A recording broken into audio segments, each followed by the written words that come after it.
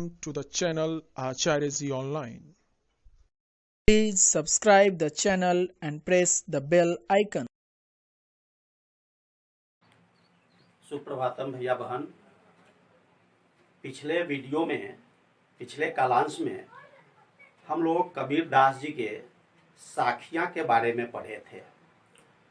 उसमें 7 दोहे हैं जिसका क्रमशः हम लोगों ने 1, 2 और 3 के बारे में जानकारी प्राप्त की।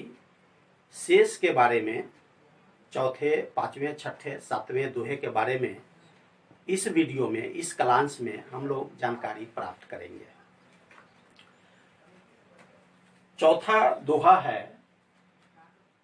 पखा पखी के कारण सब जग रहा भुलान, निरपक होय के हरि भजय सोई संत सुजान। इसके जो क्लिष्ट शब्द हैं उसका अर्थ समझ लीजिए। पखा पखी मतलब पक्ष और विपक्ष है। जग मतलब संसार, निरपक मतलब निष्पक्ष, सुजान मतलब ज्ञानी। कबीर दास जी का कहना है कि पखा पखी के कारण है, मतलब दुनिया के जितने लोग हैं सारे लोग किसी न किसी धर्म के समर्थन में हैं और दूसरे धर्म के विरोध में हैं। मतलब अपने धर्म का समर्थन करते हैं और दूसरे के धर्म की निंदा करते हैं, और इसी में सारे दुनिया के लोग भूले हुए हैं। बस अपने धर्म का समर्थन करना, दूसरे धर्म की निंदा करना, यह उनकी भारी भूल है। कहते हैं कबीर दास जी, निरपक होय के हरि भजय। जो बिल्कुल निष्पक्ष होकर के ईश्वर का भजन करता है, ईश्वर के भक्ति में लीन रहता है, सोई संत सुजान, वही सच्चे ज्ञानी होते हैं। मतलब जो धर्म से ऊपर उठा हुआ इंसान है, जाति के भेदभाव से ऊपर उठा हुआ इंसान है, और वह तटस्थ होकर ईश्वर की आराधना करता है, वही ईश्वर को प्राप्त करता है। 5वें दोहे में कबीर दास जी कहते हैं, हिंदू मुआ राम कही, मुसलमान खुदाई, कहे कबीर सो जीवता, जे दुहू के निकट न जाई। अर्थ समझ ले कठिन शब्दों का। मुआ मतलब मर गया, खुदाई मतलब खुदा अल्लाह, जीवता मतलब जीता है, अमर रहता है, दुहू मतलब दोनों, निकटी मतलब नजदीक। कबीर दास जी कहते हैं कि हिंदू मुआ राम कहे। हिंदू धर्म के लोग जय श्री राम का नारा लगाते हुए अंततः मृत्यु को प्राप्त होते हैं, लेकिन उन्हें राम नहीं मिलते हैं, राम का दर्शन नहीं होता है। ठीक इसी तरह मुसलमान खुदाई, मुसलमान लोग अल्लाहू अकबर का नारा लगाते लगाते, खुदा का नाम लेते लेते मर जाते हैं, लेकिन उन्हें खुदा का दर्शन नहीं होता है, खुदा नहीं मिलते हैं। कहे कबीर सो जीवता। कबीर दास जी कहते हैं, इस दुनिया में वही लोग अमर हैं।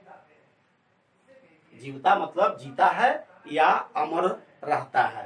दुनिया में वही लोग अमर रहते हैं जो दुहू के निकट न जाई। मतलब जो हिंदू और मुस्लिम दोनों को समान भाव से देखते हैं, और ठीक उसी तरह अल्लाह को और राम को, ईश्वर को एक भाव से देखते हैं। उनमें किसी प्रकार का भेदभाव नहीं करते हैं, तटस्थ होकर के उनके बारे में सोचते हैं, उनकी आराधना करते हैं, भक्ति करते हैं। वे लोग अमर हो जाते हैं।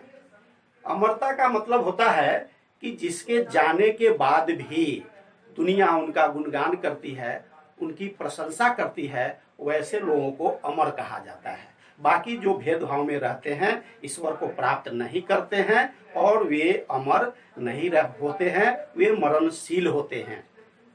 आप लोगों ने अक्षय कुमार की एक फिल्म देखी होगी, राउडी राठौर। उसमें अक्षय कुमार अपने छोटे अधिकारी को कहते हैं कि 100 साल अमर रहने के लिए 100 साल तक जिंदा रहना जरूरी नहीं है, बस जिंदगी में एक बार कोई ऐसा कमाल का काम कर जाओ, ऐसा चमत्कार कर जाओ कि आने वाली पीढ़ी तुम्हें 100 साल तक याद रखेगी। लगभग यही आशय कबीरदास जी के इस 5वें दोहे का है।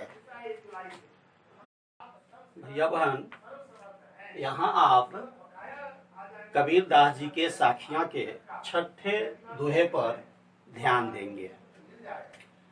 कबीरदास जी कहते हैं, काबा फिरी काशी भया, राम ही भया रहीम, मोट चून मैदा भया, बैठी कबीरा जीम। इसके कठिन शब्दों का अर्थ देख ले।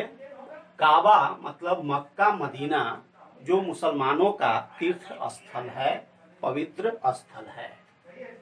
काशी मतलब काशी विश्वनाथ, बनारस जो हम हिंदुओं का पवित्र तीर्थ स्थल है।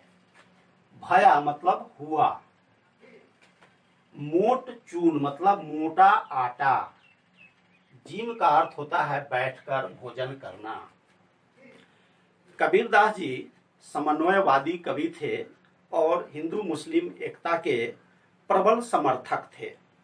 उनका कहना है, काबा फिरी काशी भया, मतलब मुसलमानों के जो तीर्थ स्थल है पवित्र मक्का मदीना, और हम हिंदुओं का जो प्रसिद्ध तीर्थ स्थल है, पवित्र तीर्थ स्थल है काशी विश्वनाथ बनारस, तो उनका कहना है कि काबा मतलब मक्का और मदीना ही काशी विश्वनाथ की तरह पवित्र है, और काशी विश्वनाथ ही मक्का मदीना की तरह बिल्कुल पवित्र है, उसमें कहीं से कोई भेदभाव नहीं है। ठीक उसी तरह कहते हैं कबीरदास जी, राम ही भया रहीम, राम ही रहीम है और रहीम ही राम है, दोनों में कोई अंतर नहीं है। धर्म क्या है और उपासना क्या है, तो एक ही ईश्वर को प्राप्त करने के लिए अलग अलग रास्ते हैं। आप किसी भी रास्ते पर चलकर श्रद्धा भक्ति के साथ ईश्वर को प्राप्त कर सकते हैं, सारे मार्ग सही हैं, ये कबीरदास जी का कहना है। और उन्होंने उदाहरण दिया है, मोट चून मैदा भया। इस तरह आप देखते हैं, एक ही अनाज से आटा भी बनता है, सूजी भी बनती है और मैदा भी बनते हैं।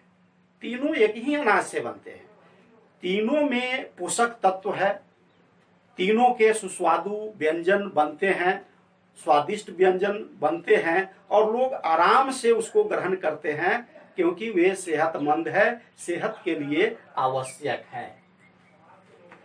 बैठी कबीरा जीम मतलब जिस तरह वो आटा का व्यंजन हो, मैदा का या सूजी का व्यंजन हो, कबीरदास जी को आराम से बैठकर या किसी को भी आराम से बैठकर भोजन ग्रहण करने में कहीं से कोई दिक्कत नहीं है। उसी तरह हम किसी भी धर्म पर चलकर किसी भी ईश्वर को मान करके हम उन्हें आसानी से प्राप्त कर सकते हैं। कहीं कोई सांप्रदायिकता का इसमें रंग नहीं है, धर्म की कट्टरता कहीं भी नहीं होनी चाहिए। और उनका 7वां दोहा जो है वो बड़ा नीति विषयक है, उसमें नैतिक मूल्य है। इस पर थोड़ा सा आपको ज्यादा ही ध्यान देने की जरूरत है। कहते हैं कबीरदास जी, ऊंचे कुल का जनमिया, जे करनी ऊंच न होई, सुबरन कलश सूरा भरा, साधु निंदा सोई। ऊंचे का अर्थ होता है, माफ करेंगे, ऊंचे कुल का अर्थ होता है ऊंची जाति, और करनी का मतलब होता है कर्म, कर्तव्य। जनमिया का अर्थ होता है जन्म लेकर। सुवर्ण कलश मतलब स्वर्ण कलश, सोने का पात्र, सूरा भरा मतलब शराब से भरा हुआ, साधु मतलब सज्जन, ईश्वर भक्त। इस दोहे के माध्यम से कबीर दास जी ने बतलाया है कि व्यक्ति ऊंचे कुल में जन्म लेकर महान नहीं बनता है, वह महान बनता है अच्छे कर्म के कारण। कर्म के कारण उसकी प्रधानता है, महानता है, जाति के कारण नहीं। जैसे कहते हैं ऊंचे कुल का जन्मिया, अगर कोई व्यक्ति ऊंची जाति में जन्म लिया, ऊंचा कुल में जन्म लिया, तो इसी कारण वह पूज्य है, ऐसी बात नहीं है। आगे कहा इन्होंने, जे करनी ऊंच न होई, ऊंची जाति में तो जन्म ले लिया, ऊंचे कुल में तो आ गया, ये तो महज संजोग है। लेकिन अगर उसका कर्म अच्छा नहीं है, कर्तव्य अच्छे नहीं है, कल्याणकारी भाव नहीं है उसमें, वो परोपकारी भावना से युक्त नहीं है, तो ऊंचे कुल में जन्म लेने से वो महान नहीं हो जाएगा, वह प्रशंसा को प्राप्त नहीं करेगा। और कितना सुंदर दृष्टांत दिया उन्होंने, उदाहरण दिया उन्होंने, कहा कि सुवर्ण कलश सूरा भरा। अगर कोई पात्र, कोई घड़ा सोने का ही क्यों न हो, लेकिन अगर उसमें शराब भरा हुआ है तो सोना बड़ा आकर्षक होता है, बहुत ही कीमती होता है। लेकिन अगर उसमें शराब भरा हुआ है तो कोई भी व्यक्ति जो सज्जन होगा वह सोने के होने के कारण उस कलश का, उस पात्र की प्रशंसा नहीं करेगा, उसकी निंदा करेगा, आलोचना करेगा। क्या कहा गया? साधु निंदा सोई। अगर कोई सज्जन होगा, ईश्वर भक्त होगा, भले लोग होंगे, तो वह चूंकि है तो वो सोने का, लेकिन उसमें शराब भरा हुआ है, इसलिए उसकी प्रशंसा नहीं कर सकते हैं। मतलब उन्होंने बतलाया है कि आप ऊंची जाति में जन्म लेते हैं और कर्म अच्छा करते हैं तब आप पूजनीय हैं, वरना निम्न जाति में भी जन्म लेगा कोई और उसका कर्म अच्छा होगा तो लोग उनको पूज्य मानेंगे, अपना आराध्य मानेंगे। और हम लोग देखते भी हैं, वाल्मीकि जी चांडाल थे, लेकिन तपस्या के बल पर, ज्ञान के बल पर उन्होंने महान पद, जिनको आदि कवि वाल्मीकि कहते हैं, उस पद को प्राप्त किया। फिर आप देखते होंगे रैदास चर्मकार थे, महादलित से आते थे, लेकिन ज्ञान इतना था, ईश्वर भक्त इतने बड़े थे कि मीराबाई ने उन्हें अपना गुरु बनाया था। आप गांधी जी को भी देखिए, कोई उच्च जाति में जन्म नहीं लिए थे, लेकिन देश को आज़ाद कराने के लिए पूरा जोर लगा दिया, काम अच्छा किया, उनके कर्म अच्छे थे, इसलिए आज वे पूज्य हैं। तो भैया बहन, आज के वीडियो में हम इतना ही रहने देते हैं, और अगला फिर कबीरदास जी का जो शब्द है उसको जानकारी प्राप्त करने के लिए, पढ़ने के लिए हम लोग फिर अगले वीडियो में मिलेंगे। धन्यवाद।